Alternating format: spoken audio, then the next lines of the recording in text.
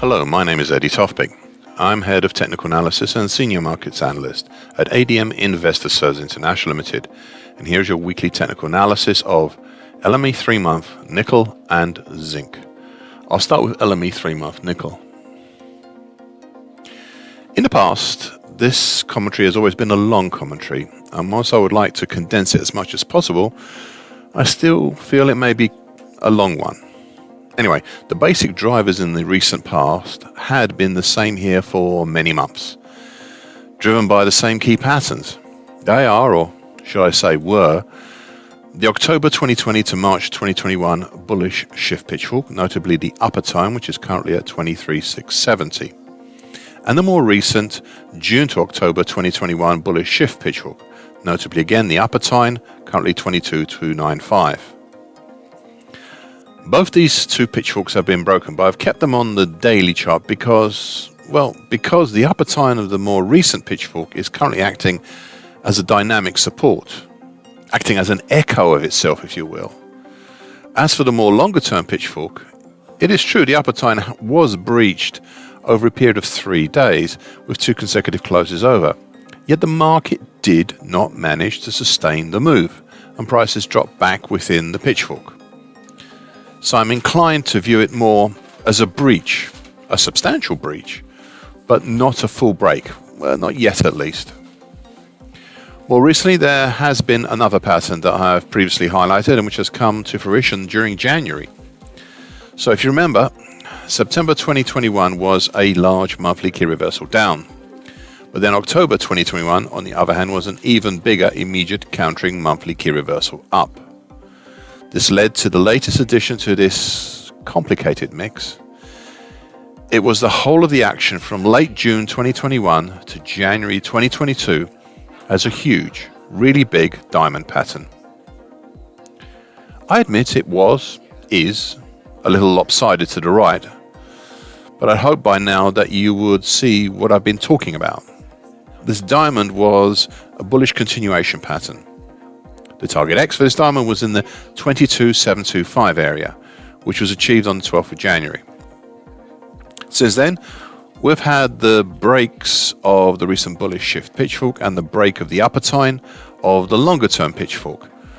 But prices have settled for the moment on the upper time of the more recent bullish shift pitch fork. Now, as a final point, I've drawn a new bullish Andrews pitch fork over the action from early November to mid-December 2021. This, as in the case of the longer term bullish shift pitch fork, has had the upper time, currently 23,710, breached, though not truly broken. What is interesting is that prices have come back to the middle time, currently 22,195, where they have seemingly also settled, for now at least. Now this Andrews pitchfork has a more steeper angle than the broken shift pitchfork. Thus it might be worthwhile paying close attention to this pitchfork to see if the market follows it higher instead of the shallower and broken bullish shift pitchfork.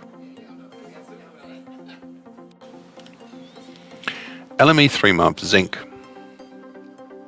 Since the fall down the far side of the mountain in mid-October and early November, the market had gravitated towards a broken uptrend, the old May 2020 today optimized uptrend, currently at 34.78, that had kept on despite being broken, as has given a pretty good account of the bullish angle of attack of this market.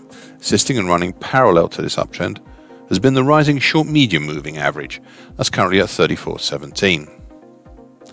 This optimized uptrend had shown the bullish angle of attack for many months, until it stopped working correctly in early October 2021. Since the move down the far side of the mountain, the market reacquired this uptrend, especially since prices cleared the 33.02 to 33.66 congestion. This it did in mid-December last year, or more or less immediately starting a fresh bull channel, currently 37.35 to 35.70, within which it sits today.